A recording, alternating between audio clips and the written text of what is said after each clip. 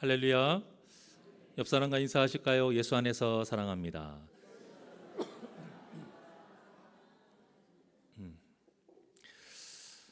오늘은 어린이 주일이에요. 어린이에 관련돼서만이 아니라 오늘 구세대와 신세대, 기성세대와 젊은 세대, 이런 서로가 하나 되는 조화, 화목에 관한 좀 말씀을 드리려고 해요. 세대 간의 갈등은 역사적으로 어느 나라에나 계속 일어나는 문제예요. 저희 어렸을 때도 들었던 이야기고 지금도 어르신들이 똑같이 하는 이야기가 뭐냐면, 젊은 것들 보니까 세상 뭐라고 해요? 말세다. 항상 그 얘기 들었어요. 그런데도 안 망하는 거 보면 젊은 사람들이 꼭 잘못된 것은 아닌 것 같아요.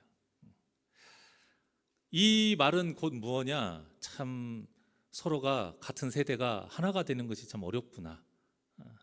나이가 들수록 제가 그것을 많이 느낍니다. 그래서 이 문제를 해결하기 위해서 참 많은 노력을 하는데요. 그 중에 하나로 서로의 문화를 이해하기 위해서 다른 세대의 문화를 직접 경험하는 걸 해요. 예를 들자면 어른들이, 부모들이 지금 청소년의 어떤 자녀들이 즐겁게 하고 있는, 즐겨 하고 있는 그 컴퓨터 게임 있잖아요. 그런 것을 막 같이 해요, 일부러. 또 반대로 이제 자녀들은 아버지가 좋아하는 그런 취미생활 같은 것을 한 번씩 또 같이 따라다니는 이런 식의 방법을 사용합니다. 물론 이것도 좋은 방법이기는 하나, 한두 번은 몰라도 참 계속하기 힘든 부분이 있고요. 좀 한계가 좀 있는 방법입니다. 그렇다면 어떤 방법이 좋을까? 본문의 예수님을 통해서 그 방법을 알 수가 있는데요. 그래서 오늘은 어린이 주일을 맞이해서 우리 세대에 관계없이 서로 조화를 이루기 위해서는 어떻게 해야 되는지 예수님을 통해서 좀 알아보려고 합니다. 본문을 보면 어린아이를 둔 부모들이 아이를 데리고 예수님께 축복을 받기 위해서 좀 몰려듭니다. 당시에는 랍비나, 존경하는 그 사람에게 이렇게 축복받는 것이 하나의 문화였기 때문에 지극히 이것은 자연스러운 모습이에요. 문제는 제자들이 그들을 막아선 거예요. 그냥 막아선 것도 아니고 본문에 보면 뭐라고 나와 있어요? 꾸짖었다, 이렇게 나와 있어요. 꾸짖었다. 잘못했을 때 책망하는 것이죠. 틀렸다라는 거예요. 그러니까 예수님이 어떻게 하셨어요? 오히려 제자들을 향해서 노하셨다, 이렇게 말씀하고 있어요. 그러니까 누가 틀렸다라는 거예요? 제자들이 틀렸다라는 거예요. 근데 우리가 잘 알고 있다시피 예수님이 웬만해서는 화를 내시는 분이 아니잖아요. 우리가 대표적으로 예수님이 화내신 것을 보면은 그 안식일에 손 마른 사람을 보시고 고쳐주시려고 하시거든요.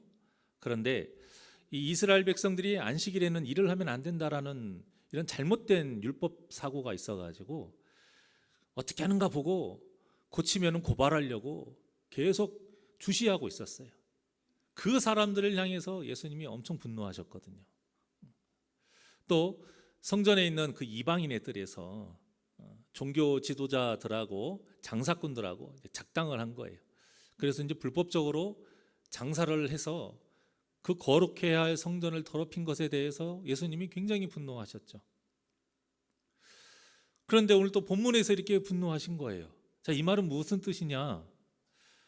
제자들이 아이들을 차별하고 이해하지 않고 함께하지 않는 그 모습을 율법으로 정죄하는 죄하고 거룩한 성전을 더럽혔던 그 죄와 동급으로 취급하셨다는 거예요.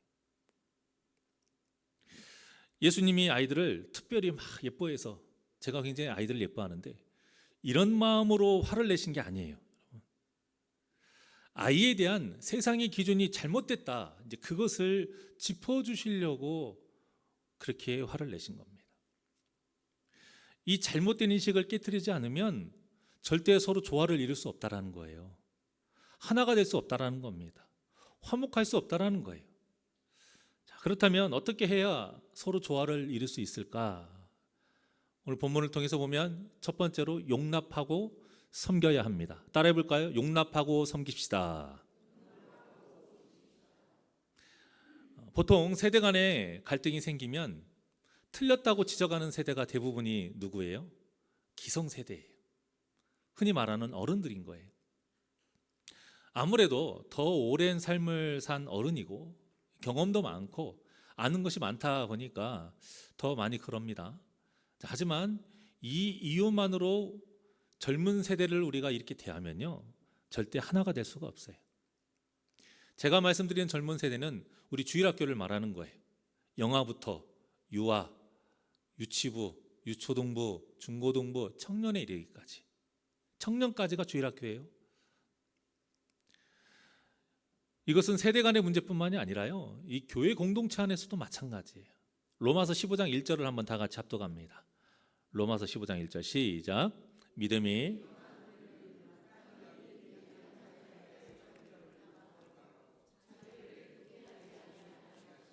아멘.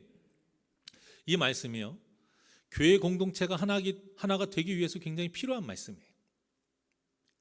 우리 교회가 하나가 되려면, 서로 조화를 이루려면 믿음이 강한 성도나 목회자나 저 같은, 아니면 직분자들, 이런 분들이 반드시 노력해야 될 것이 있다라는 거예요. 그게 뭐냐? 믿음이 약한 자의 약점을 담당하는 것이에요. 여기서 담당하다라는 말은 돌봐준다라는 뜻이에요. 그러니까 그 믿음이 약한 분들의 약점, 실수, 부족한 거, 아직 덜 익은 거, 이런 모든 부분들을 이해해주고 참아주고 충분히 그럴 수 있다, 이렇게 용납할 수 있어야 된다는 겁니다. 이와 같은 뜻으로 또 이어서 말하죠. 자기를 기쁘게 하지 아니할 것이다. 이렇게 사도 바울은 같은 뜻을 반복해서 말하고 있어요. 이게 무슨 말이냐면 자기 좋을 대로 하면 안 된다라는 뜻이에요. 그러니까 아무리 자기가 옳아도, 아무리 상대방이 그 약점이나 잘못을 보인다 하더라도, 그 잘못이 보인다 할지라도 무분별하게 자기 기분대로 함부로 하면 안 된다라는 거예요. 즉 강한 사람이 뭘 해야 되느냐? 양보해야 된다라는 거예요. 구조적으로 위에 있는 사람이 참고 더 품어주고 양보해야 된다라는 거예요. 사도 바울이 왜 이렇게까지 자세하게 짚어서 말을 했냐면, 사람은요 누구나 자기보다 약한 사람을 함부로 대하려고 하는 이 죄성이 다 있기 때문에 어느 누구도 여기에서 자유로울 수가 없어요. 높은 자리에 올라가잖아요. 자기도 모르게 이렇게 돼요. 우리가 흔히 말하는 권위적으로 돼요. 뒷짐지게 되어 있단 말이에요. 고개를 들게 되어 있어요. 어떤 목사님이 이 말씀에 대해서 이렇게 말씀하시더라고요. 목사와 직분자가 싸우면 누가 더 나쁩니까? 목사가 더 나쁜 사람이다. 그렇다면 직분자와 평신도가 싸우면 누가 더 나쁩니까? 당연히 직분자가 더 나쁜 거예요. 평신도와 어린아이가 싸웁니다. 그러면 누가 더 나쁜 사람입니까? 평신도들인 거예요. 이 목사님이 왜 이렇게 말했을까요? 그래야 약한 사람들을 이 로마서 15장 1절과 같이 포용해서 서로 조화를 이룰 수 있기 때문인 거예요. 그런데 실제로 그렇습니까? 실제로 목사가 직분자보다 항상 나쁘고 직분자가 항상 옳습니까? 직분자보다 평신도가 항상 옳고 직분자는 항상 나쁩니까? 아이들도 마찬가지예요. 아이들은 어른보다 더 잘못한 것이 없이 항상 옳습니까? 아니에요. 사실 일일이 따져보면 반대인 경우가 훨씬 많아요. 그럼에도 우리가 이 사도 바울의 말과 같이 약한 자의 약점을 돌봐주고 내가 좋을 대로 하지 않아야 되는 이유는 그래야 하나가 될 수 있기 때문이에요. 어린 사람이 잘못했다고 시인하는 것과 어른이나 부모가 잘못했다고 시인하는 것이 훨씬 더 큰 효과가 납니다.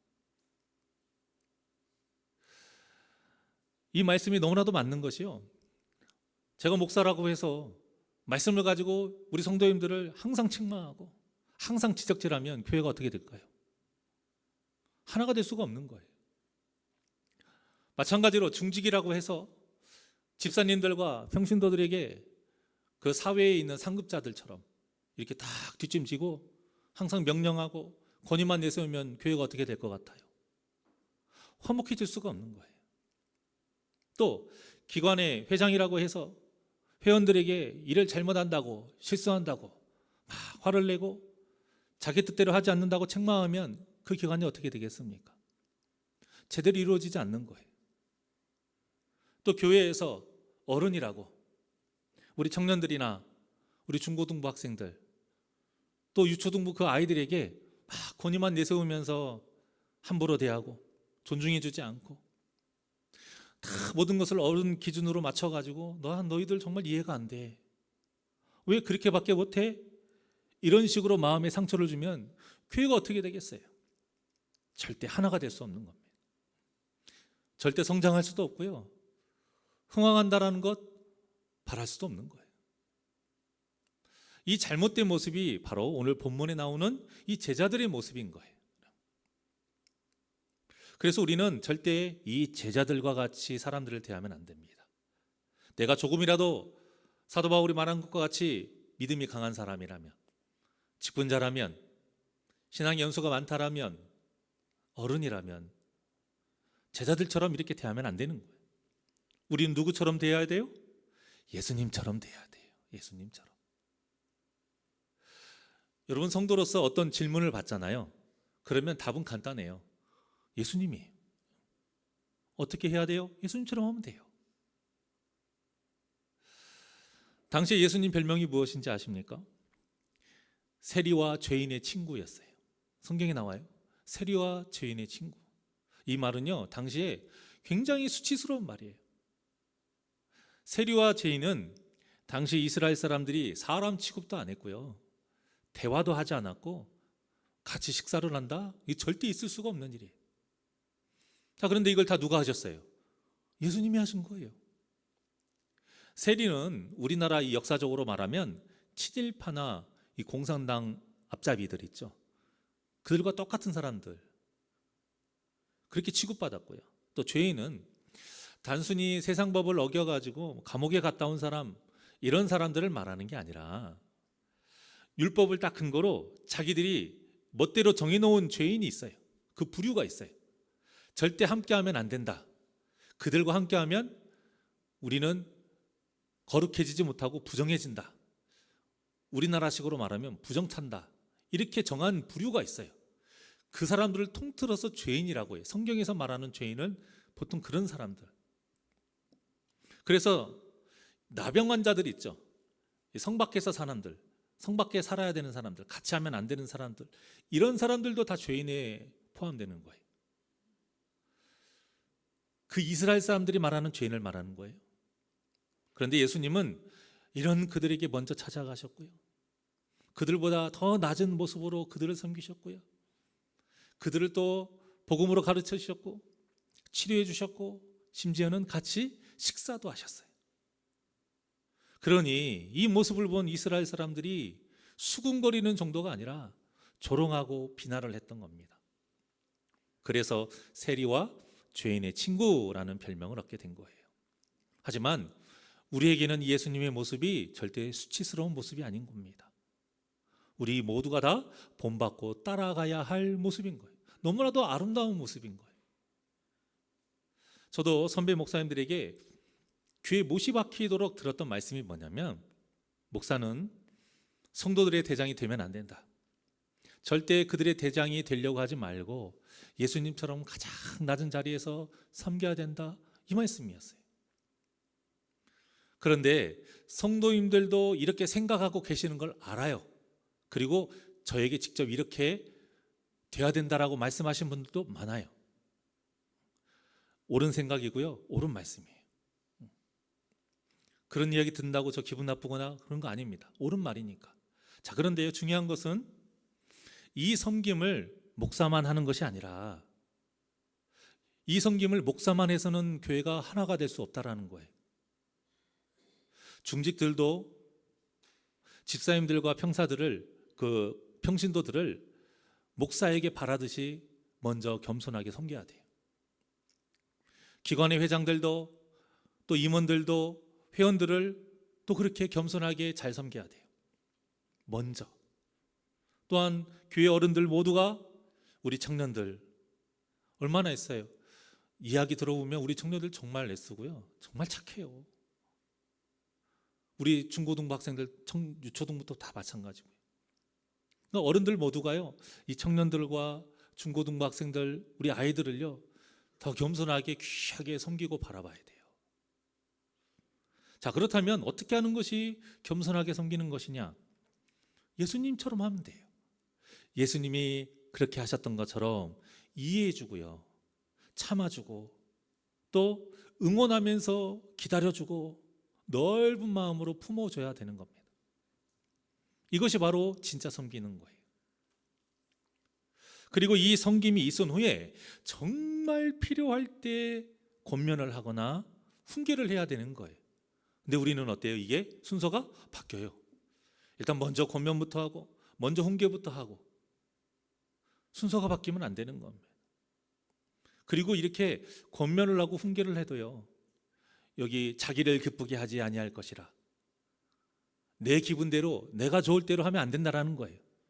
항상 먼저 기도하면서 지혜를 구하면서 지혜롭게 해야 돼요. 그래야 우리 모두가 성장할 수 있고 변화가 되어서 우리 새날교회가 서로 조화가 되는 화목의 열매를 맺을 수 있는 것입니다. 1960년대에 미국의 한 문화가 유행을 했어요. 들어보셨는지 모르겠는데 히피 문화예요. 히피 문화. 이 히피 문화를 좀 간단하게 설명하면, 이걸로 다 통틀어서 할 수는 없지만 주류 문화를 반대하는 문화예요. 자, 그러니까 당시 세상에서 이렇게 하는 것이 옳다, 이렇게 생각하는 것이 맞다, 이렇게 사는 것이 좋다 하는 것들 있죠. 그걸 다 반대로 하면 된다, 반대로 하는 것이다 라고 생각하시면 돼요. 그들이 내세우는 건 이거예요. 자유와 인권이. 그래서 이 히피 문화가요, 전 세계적으로 강타했어요. 그러다 보니까 젊은 세대들이 다 어떻게 했냐면 머리를 다 길러요. 뽀글뽀글 막 파마해가지고, 그리고 샌들을 신고 다니고, 옷도 막 다양한 색들로, 그런 패션들이 굉장히 유행했고요. 그때 한창 유행했던 음악이 이제 락이에요. 락. 그런데 문제는 이런 히피 문화 때문에 이제 성 정체성의 혼란이 이제 본격적으로 왔고요. 또 술과 마약과 도박에 빠지는 청년들, 젊은 사람들이 엄청나게 늘어난 거예요. 자, 그런데 이 문제보다 더 큰 문제가 있어요. 자, 이들이 이렇게 주류 문화를 따르지 않고 자유를 내세우고 자기 마음대로 이 히피 문화를 빠진 이유가 뭐였냐면 만족하려고 한 거거든요. 행복하려고 한 거거든요. 그런데 아무리 이 히피 문화에 빠져서 자기 마음대로 살아도 만족을 누리지 못하는 거예요. 불행해지는 거예요. 거기에다가 술과 마약과 도박에 빠지니 당연히 또 피폐해지죠, 삶이. 그래서 굉장히 공허해지고 불행해진 겁니다. 그래서 이 공허함을 느낀 젊은 세대들이요, 어떻게 하면 이 문제를 해결할 수 있을까 하다가 이들이 스스로 교회를 찾아온 거예요. 교회를 찾아왔어요. 그런데 문제가 무엇이냐? 이들을 받아주는 교회가 없는 거예요. 간단하게 생각해 보세요. 술이 만땅 취해가지고 교회 예배 드리러 오늘 온대요. 여러분 어떻게 할 것 같아요? 그들을 어떻게 해야 될까요? 맞아야 해줘야 되는 거예요, 여러분. 그런데 교회가 술 취했다고 다 막은 거예요. 냄새 난다고 오지 말라고 하는 거예요. 뭐라고 말하냐? 술 깨고 오세요. 뭐라고 말하냐? 가서 목욕탕 가서 목욕하고 오세요. 이런 식으로 대한 거예요, 그들을. 너희들 교회 다니려면 머리 정결하게 자르고 와. 술 냄새 풍기지 말고 와. 샌들 신고 오지 말고 옷도 단정하게, 지금 교회 다니는 사람처럼 이렇게 입고 와, 깨끗하게. 이렇게 그들을 막은 거예요. 그런데 히피 문화에 이미 익숙해진 청년들이 이게 단번에 바뀌겠습니까? 안 되는 거예요. 그래서 이들이 갈 곳이 없어져 버린 거예요. 자, 그때 딱 한 교회, 갈릴리 채플교회라는 곳이 있어요. 이 교회가요, 우리는 너희들의 있는 모습 그대로를 환영한다, 이렇게 하고 그들을 다 받아들인 겁니다.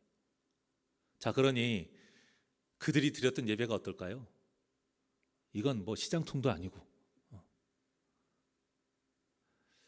우리가 생각하는 그런 경건의 모습이 있을 수가 없는 거예요. 물론 이 갈보리 채플교회에 대해서는요, 밝은 평가와 어두운 평가가 다 있습니다. 근데 제가 이제 그것은 둘째치고 이 주제에 맞춰서 이 히피 문화에 빠진 미국 젊은이들이 이 교회에 다니고 나서부터 변화됐다라는 것이 중요한 거예요. 처음부터 우리처럼 이런 분위기 있을 수 없는 거예요. 자, 그런데 그들이 교회 안에서 점점 말씀을 통해서 변화가 됩니다. 그래서 누가 시켜서가 아니라 자기들이 알아서요, 스스로 머리를 깎고 단정하게 오고요, 옷도 또 깨끗하게 깔끔하게 오고요, 술과 마약, 도박 다 그들이 다 끊고 벗어나서 새 사람이 된 겁니다. 여러분, 교회의 역할이 바로 이런 것 아닙니까? 교회란 변화된 사람들이 오는 곳이 아니에요.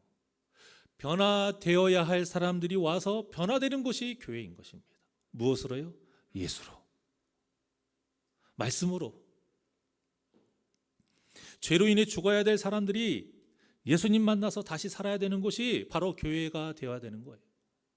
그런데 교회를 다니지 않는 사람들도 아니고 이미 예수 안에서 한 몸을 이뤘는데, 이런 그리스도인이 예수님을 닮아가야 되는 우리가 나보다 직분이 낮다고, 나보다 신앙의 연수가 짧다고, 나보다 어리다고, 그들의 그 부족하고 연약한 면을 이해하지 못하고 기다리지 못하고 포용해 주지 못하면 어떻게 우리가 하나가 될 수 있겠느냐, 그거예요. 지적하고 훈계하고 권면하는 것, 지시하는 것 쉽습니다. 그건 누구나 하는 거예요. 그건 대단한 게 아니에요. 상대방의 허물을 알아채는 거 똑똑한 게 아니고 대단한 게 아니에요. 그럼에도 불구하고 그 약점을 이 15장 1절과 같이 돌봐주고 내 마음대로 하지 않고 포용해 주는 것이 진짜 대단한 거고, 그게 믿음인 거예요. 예수님이 그러기를 바라신 거예요. 그런데 제자들이 그렇게 하지 않았던 것입니다. 그래서 예수님이 본문에서처럼 어린아이들을 막지 말아라 하시면서 그들을 안아주시고 축복해 주신 거예요. 예뻐서 사랑스러워서만이 아니라 당연히 그것도 있지만 이래야 하나가 될 수 있다는 거예요. 어린아이들을 그렇게 대하라는 거예요. 약한 사람을 그렇게 대하라는 겁니다. 그러니 우리의 기준으로 대하는 것이 아니라 예수님과 같이 서로를 용납하고 겸손하게 사랑으로 섬겨서 우리 새날교회를 정말로 화목한 믿음의 공동체로 이뤄가시기를 주님의 이름으로 축원합니다. 자, 두 번째, 어떻게 해야 우리가 서로 조화를 이룰 수 있을까? 바로 어린아이와 같은 신앙을 가져야 됩니다. 본문 14절과 15절 말씀입니다. 시작. 예수께서 보시고 노하시어 이르시되 어린아이들이 내게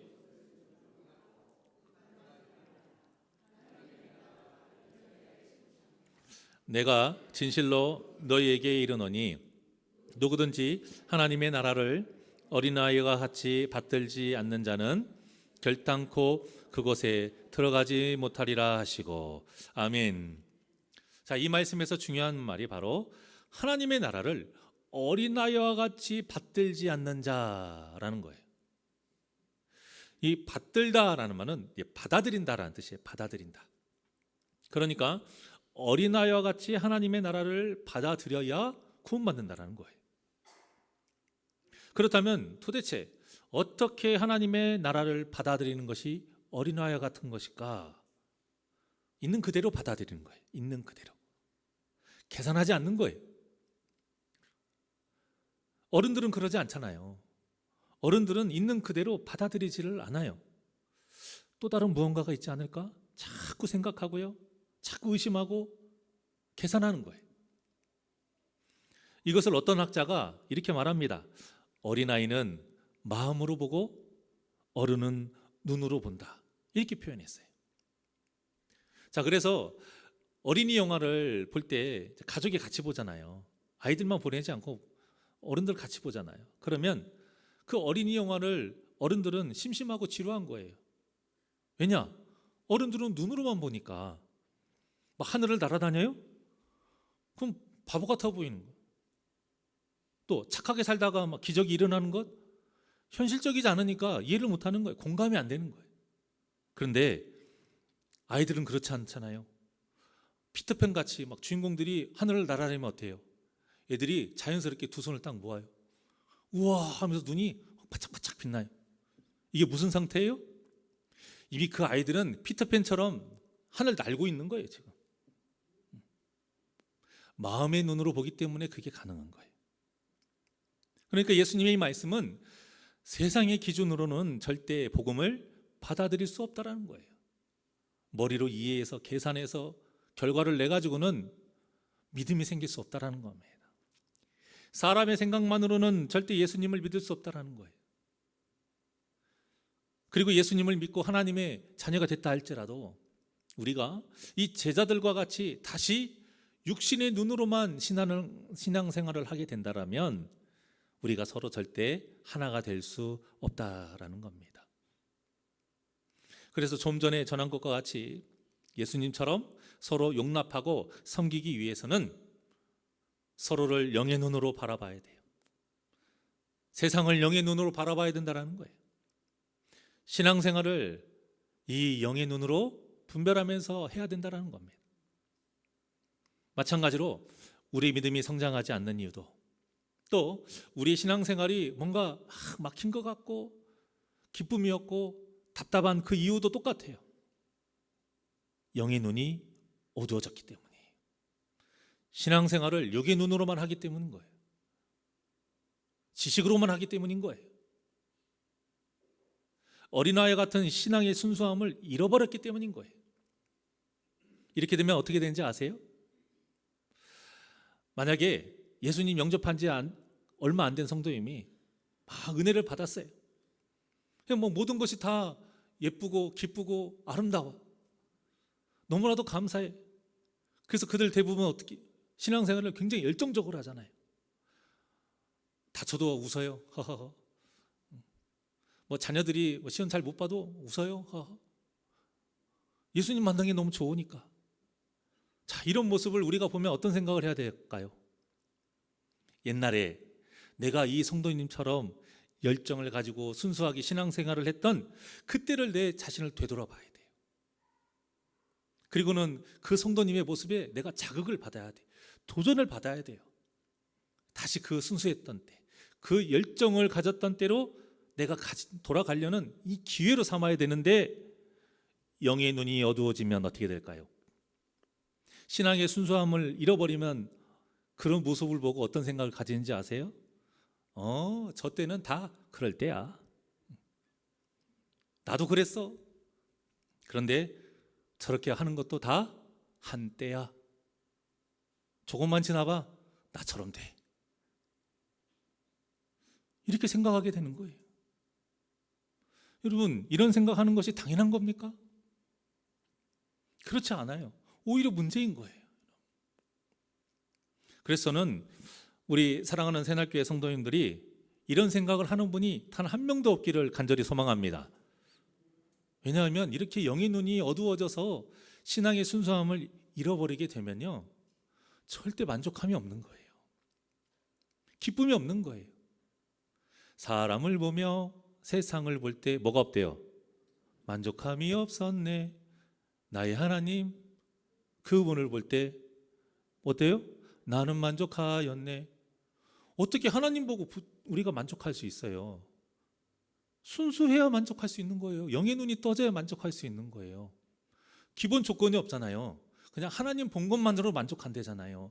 부자 돼서도 아니고 문제가 해결돼서도 아니고 내 자녀들이 잘 돼서도 아니래잖아요. 병이 치료가 돼서도 아니래잖아요. 그냥 하나님 한 번 보는 것만으로도 만족한대잖아요. 그러려면 우리의 신앙이 순수해야 돼요. 어린아이처럼 영의 눈으로 바라봐야 된다는 거예요. 그러지 않으니까 어떻게 돼요? 직분은 올라가도 신앙의 연수는 더 많아져도 감사가 사라지는 겁니까? 감사가 사라지는 거예요. 제가 항상 말씀드리잖아요. 신앙생활에 문제가 있는지 없는지를 가장 간단하고 확실하게 판단할 수 있는 것이 바로 무엇이다? 감사가 사라지는 것이다. 왜 감사가 사라지느냐? 감사거리가 없어서가 아니라 감사거리를 도통 보지를 못하기 때문인 거예요. 그러니 다른 사람이 약한 모습이 곱게 보이겠습니까? 자기보다 어리거나 그 미숙한 사람의 모습 이해할 수 있겠어요? 절대 할 수가 없는 거예요.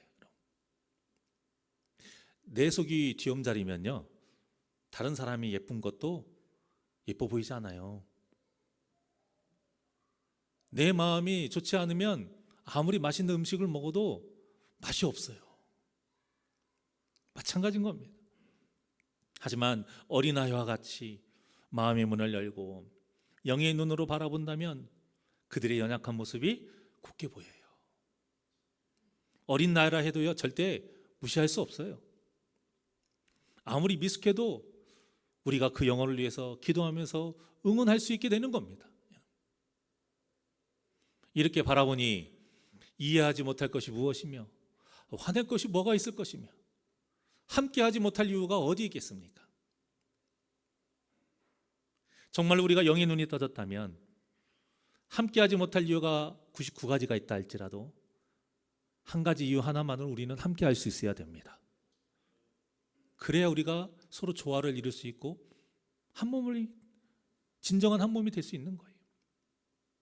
사랑하는 여러분, 세상의 기준으로 보면 본문에 나오는 어린아이들은요 다 천도꾸러기, 오히려 제자들이 경우가 바르고 똑똑한 사람들인 거예요. 지금 일 제대로 잘하고 있는 거예요. 예수님의 사역이 얼마나 귀합니까? 그런데 그 철없는 아이들이 예수님의 귀한 시간 다 뺐잖아요. 그들이 그냥 안수기도 한번 받고 가요? 왜 저렇게 해요? 더 해주세요. 분명히 힘들게 할 걸 뻔히 알고 있기 때문에 그들을 막아섰으니까 얼마나 제대로 해요? 기특합니까? 하지만 예수님은 인정하지 않으셨고 뭐 하셨어요? 분노하셨어요. 이것이 중요한 겁니다. 아무리 사람이 인정해도 예수님이 인정하지 않으면 다 헛된 거라는 거예요. 그래서 교회에서 예수님이 기준이 되지 아니하고 우리의 생각과 세상의 상식이 기준이 되어버리면 교회는 절대 하나가 될 수 없는 것입니다. 절대 세대 간의 조화를 이룰 수 없고요, 절대 공동체라는 말 할 수 없는 겁니다. 이렇게 되면 교회는 미래가 없어요. 미래가 없게 된다는 걸 여러분 꼭 기억하시길 바랍니다. 물론 저출산이 교회의 미래에 영향을 끼치는 것도 분명히 있습니다. 하지만 이보다 더 근본적인 이유는 아이들이 말하면 뭐예요? 조화가 되지 못하면 그 아이들은 이곳에 계속 있을 수가 없는 거예요. 하나가 되지 못하면 아이가 아무리 많아도 교회 미래는 없는 겁니다. 그래서 우리 새날교회가 젊어지려면, 미래가 있으려면, 우리 새날교회 주일학교가 흥황하려면 먼저는 저부터 영의 눈이 떠져서 예수님처럼 여러분을 섬겨야 되는 것이고요, 다음엔 중직들이, 그 다음엔 기관의 임원들이, 그 다음엔 어른들이 모두 영의 눈이 떠서 예수님처럼 서로를 겸손하게 섬겨야 됩니다. 그러면 지금은 비록 모든 것이 좀 약해 보이고 미숙하고 부족할지라도 하나님의 은혜로 하나가 되어 성장하고 흥황하는 역사가 일어날 줄 믿습니다. 이 믿음을 모두 가지고 예수 안에서 한 몸을 이루기 위해 예수님처럼 서로 사랑으로 겸손하게 섬기는 귀하고 복된 새날교회 성도님들이 되시기를 주님의 이름으로 간절히 축원합니다. 사랑은 언제나 하나님께 찬양드립니다.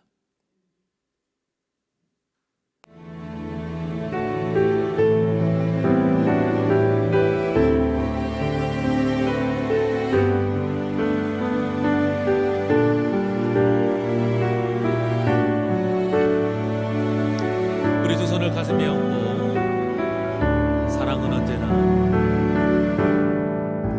사랑은 언제나 오래 참, 내가 사랑하지 못했던 누군가를 생각하십시오.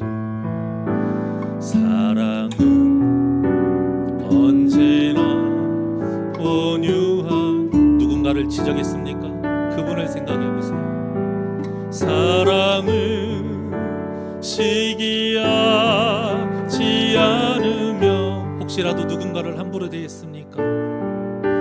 자랑도 교만도 아니하며 혹시 외면한 사람이 있습니까? 사랑은 무례히 행치 않고 자기의 유익을 붙지 않고 사랑은 성내지 아니하며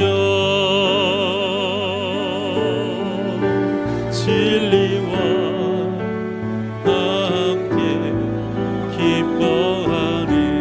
여러분들이 기도하시는 그분을 생각하십시오.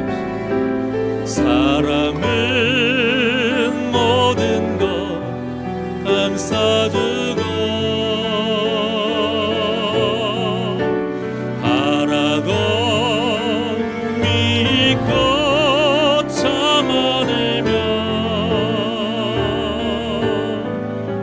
사랑은 영원토록 변함없네. 믿음과 소망, 믿음과 소망과 사랑은 이 세상 끝까지 영원하며 믿음과 소망과 사랑 중에 믿음과 소망과 사랑 중에 그 중에 제일은 사랑이라. 그 중에 제일은 사랑이라.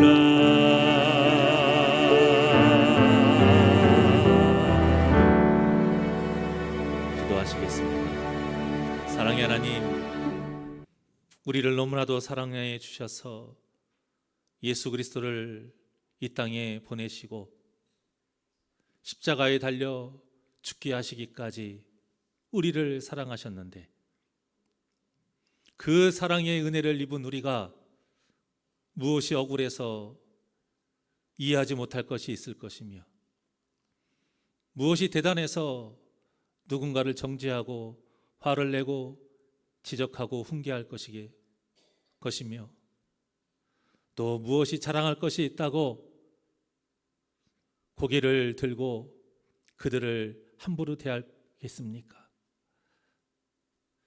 오늘 본문에 나온 이 못난 제자들의 모습이 우리의 모습이 아니기를 원합니다. 예수님처럼 품어주고 하나가 될 수 있도록 이해하고 섬기며 사랑하는 이 모습이 우리 사랑하는 새날교회 모든 성도님들의 모습이 되기를 원합니다.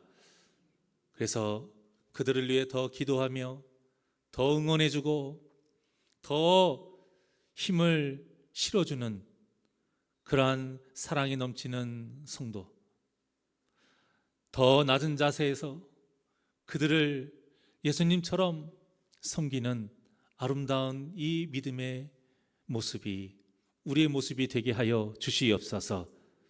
그래서 우리 새날교회가 미래가 있는 교회, 정말로 아름다운 교회다운 교회가 되게 하여 주시옵소서. 감사함 예수님의 이름으로 기도하옵나이다. 아멘. 찬송가 563장 힘차게 박수면서 하나님께 찬양.